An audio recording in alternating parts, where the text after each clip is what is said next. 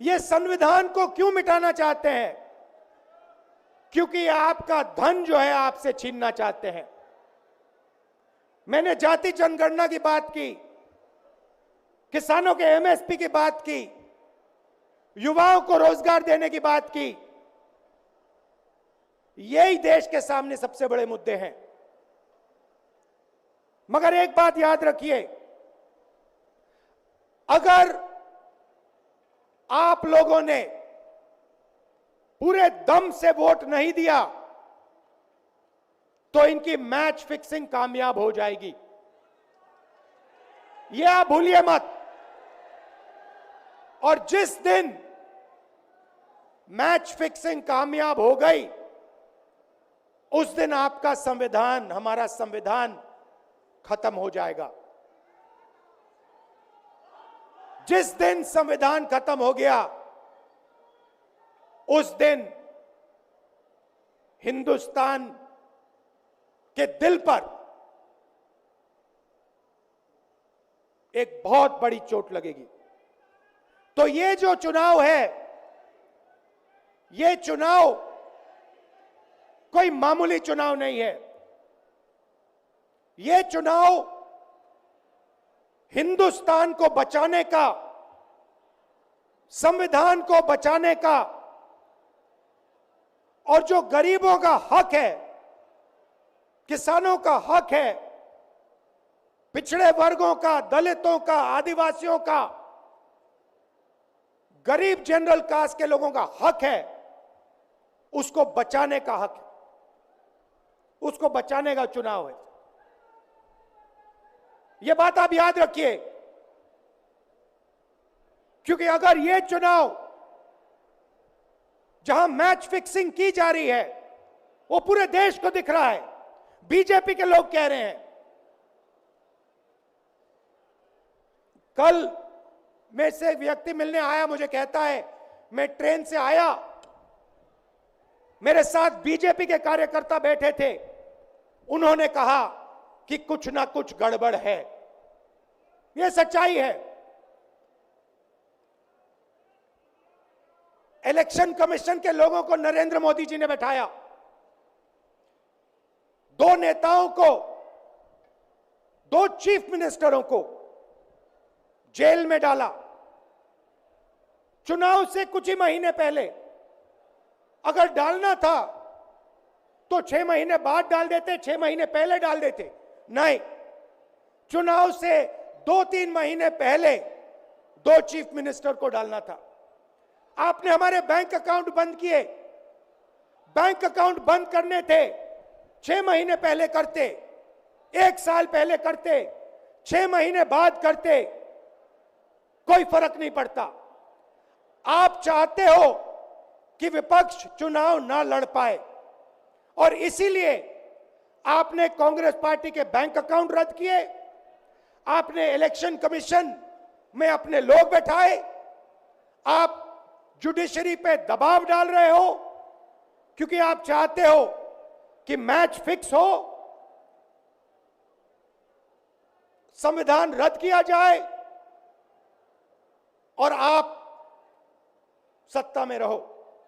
मगर भाइयों और बहनों, मैं सच बोलता हूं, और मेरी बात आप अच्छी तरह सुन लो। अगर हिंदुस्तान में मैच फिक्सिंग का चुनाव बीजेपी जीते और उसके बाद संविधान को उन्होंने बदला, तो इस पूरे देश में आग लगने जा रही है। जो मैंने कहा याद रखो, यह देश नहीं बचेगा। यह चुनाव वोट वाला चुनाव नहीं है। यह चुनाव हिंदुस्तान को बचाने वाला चुनाव है, संविधान की रक्षा वाला चुनाव है।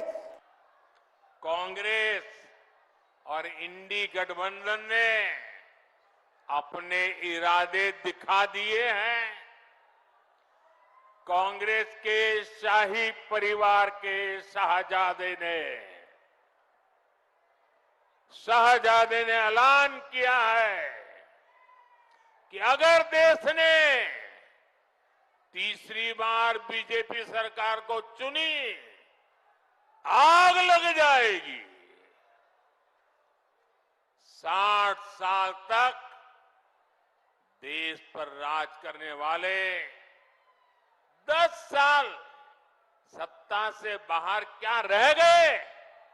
अब देश में आग लगाने की बात कर रहे हैं।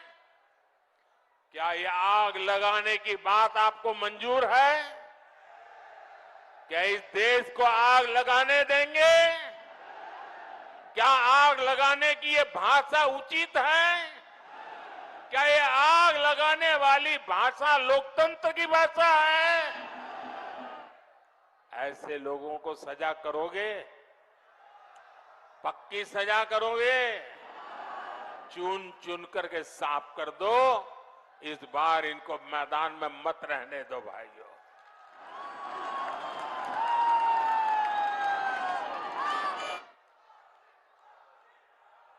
इमरजेंसी की मानसिकता वाली कांग्रेस का भरोसा अब लोकतंत्र पर नहीं बचा है। इसलिए वो अब जनादेश के विरुद्ध लोगों को भड़काने में जुट गई है। साथियों, कांग्रेस भारत को अस्थिरता की तरफ ले जाना चाहती है, अराजकता में झोंकना चाहती है।